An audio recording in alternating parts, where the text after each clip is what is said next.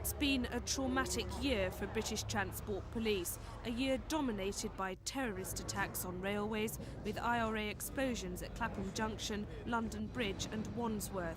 Fighting terrorism is the high-profile side of their work, but British Transport Police say they expect that. More worrying, they say, are vicious muggers taxing the rich by forcing them at knife point to strip off their designer clothes and jewellery. The new robbery technique has been copied from the United States. The attackers operate on platforms and inside trains.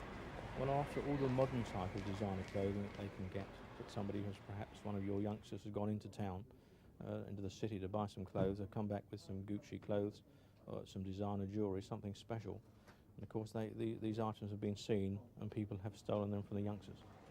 But despite the new designer clothing crime wave, BT Police say they're winning their battle against crime in the capital. Just over 71,000 crimes were committed on British Rail last year.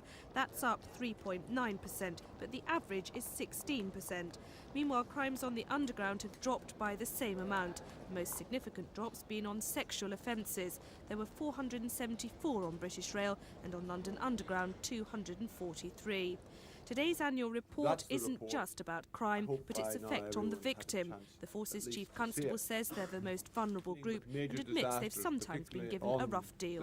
I think we are concerned about crimes of violence against people travelling on the trains because we wish to present the railways as being the safest railway systems in the world, and therefore any violence to people travelling or on stations we treat as very serious indeed.